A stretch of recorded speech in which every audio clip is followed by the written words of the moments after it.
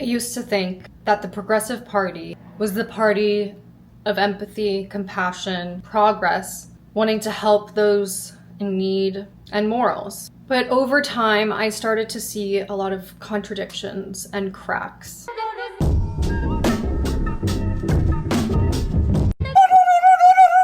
I don't know if he's going to make a recovery or not. I don't know what his condition is. I do not feel bad for him in the slightest.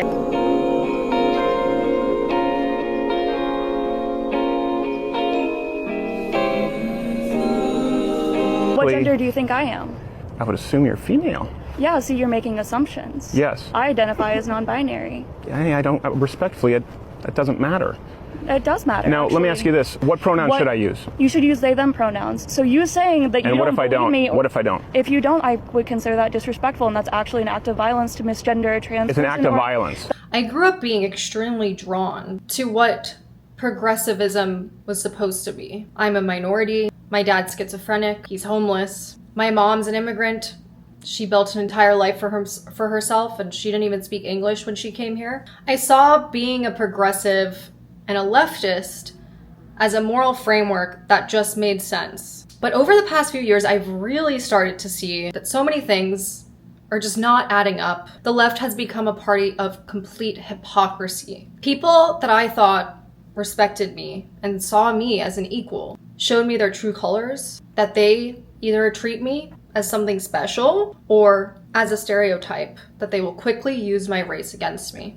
They'll use my race as a way to show me their virtues, or they'll use my race as a way to discredit me. It all just depends if I agree with them.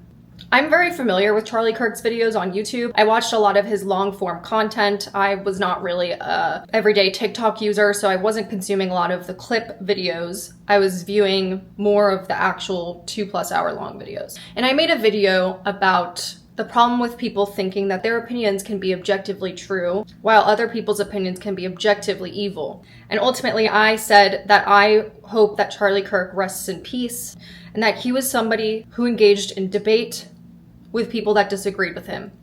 He welcomed their opinions, challenged them, and was always respectful. And he always demanded that the audience would be respectful as well. Say I'm a transgender male. What age should kids be able to get things like hormone therapy? Because I don't know what's true, what's not. Tell me, are you comfortable telling me your story? I've known that since like 3rd grade. I just don't know, like, with the whole medical stuff, like what's true, what's not, what's helpful, because I've heard so many different opinions. First of all, thank you so much for that. Yeah, of course. So I'm going to have an opinion that very few people will ever tell you, which is I want you to be very cautious putting drugs into your system in the pursuit of changing your body. Do me a favor, please be respectful, okay? Yes, sir. Hello. So I have a few leading questions before my main one, because I have to be honest, I don't really know that much about you.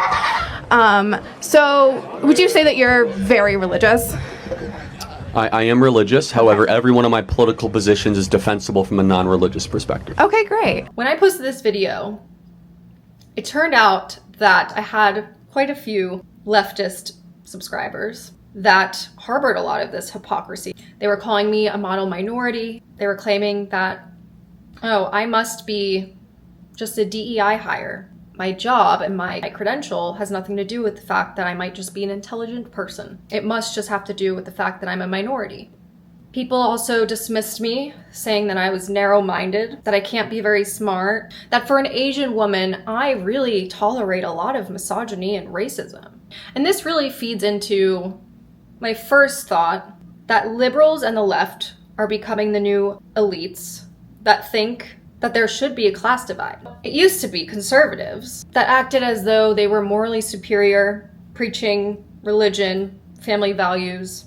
But now it's the left that assumes that they're better than everyone else by preaching social justice values. Data shows that about 78% of liberals have a bachelor's degree, while only 48% of conservatives have one. And this really shows the fuel that the left has been using to create this I know better than you vibe, and that I must be more educated than you, and there's no way that you could be intellectual and disagree with me.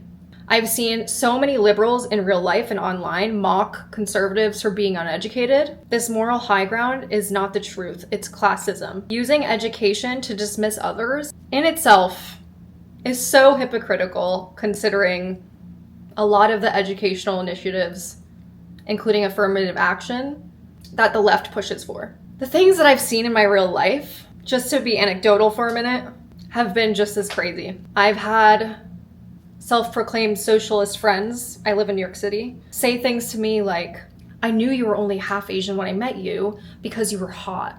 They've also said things like, well, you don't really know what minorities are going through because you're white passing.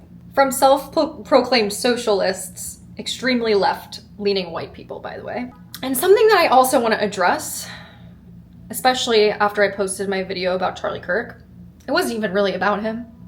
What I want to address is this concept of opinions being inherently violent. The difference between a conservative and a liberal is a conservative will hate your opinion. A liberal will hate you for your opinion. An argument that I saw being made was that opinions are violent if you have an opinion that's pro-life, because then you're pushing for legislation that prevents women from accessing healthcare. Okay, just for context, I myself am pro-abortion, but people that express their opinions and reasons for being pro-life are not being violent. And by pushing an agenda and being convincing in having debates with people is the whole point of having a voting system. We live in a country with 400 million citizens. It is impossible to reach unanimous decisions about pretty much everything. And so the way that we deal with this reality is we vote. To know the secret to a strong democracy? It's you. Let's talk about political participation.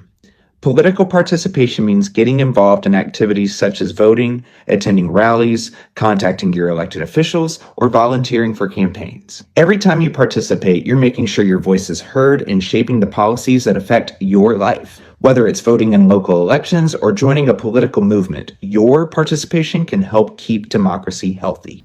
If you don't have a dialogue with people that disagree with you, and you outcast them, and you villainize them, they will never have any reason to cast a vote that's in your favor. But that should be your whole goal. Your goal should be to have respectful conversations with people you disagree with, so that maybe they'll start to agree with you and they'll start to vote like you. My vote and your vote are equal. Trying to silence people that have opinions different than you so that their ideas can't be shared, so that legislation that you don't like can't be passed, is fascism. The irony of claiming to be so tolerant, but being incapable of withstanding a debate with someone that just holds a few different opinions than you is so hypocritical. As Justice Brandeis once said, the remedy for bad speech is more speech. And if you feel like laws are being passed that you don't support, it might just be that you're not very good at convincing other people to see it in the same lens that you see it.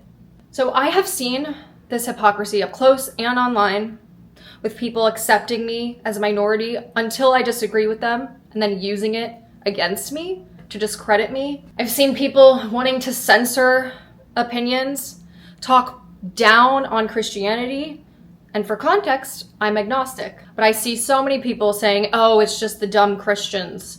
But yet, if anyone has any opinion on other religions like Islam, it's suddenly evil. The left seems to be incapable of viewing things in a reverse situation because they're so focused on being this savior that they're damaging the very ideas of what it means to be progressive, to hold actual morals that are upheld whether they work in your favor or not. When you go about getting your way through oppression, silencing other people, ostracizing them, you can't expect things to continue going your way and never turning on you. We're seeing this with cancel culture, which I have never been a fan of, and I'm still not a fan. I don't support the public databases calling out people that had negative views of Charlie Kirk or celebrating things. The liberals loved the cancel culture before.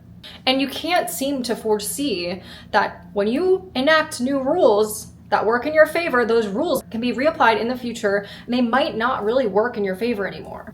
And that's why I've come to the conclusion that the left has lost their moral code of conduct, and they're so convinced of their own righteousness that their opinions are the only objective right opinion to have, that they're willing to enact all of these new rules that ultimately lead to fascism, which they love to claim is what we currently are dealing with. Just because somebody believes that they should have the right to own a gun does not mean that they died at the hands of their own opinion. No, they died at the hands of a murderer. Wanting to own a gun is not inherently evil. Deciding that people are evil because they have opinions that you don't have is just the end of humanity. It's the end of creativity. It's the end of diversity. It's the end of tolerance. It's the end of acceptance. Violence is never a good end to an argument. If you can't win an argument, go home, read more, find more information, and come back and talk to your neighbor again. In fact, that is the essence of what freedom is about and what democracy is about. You have a point of view, that's great. I have a point of view that is different than yours. That's great. Let's argue it out. We make our case to the American people at the local, state, and federal levels, and we hold free elections in which the people decide what they want. That's called freedom and democracy.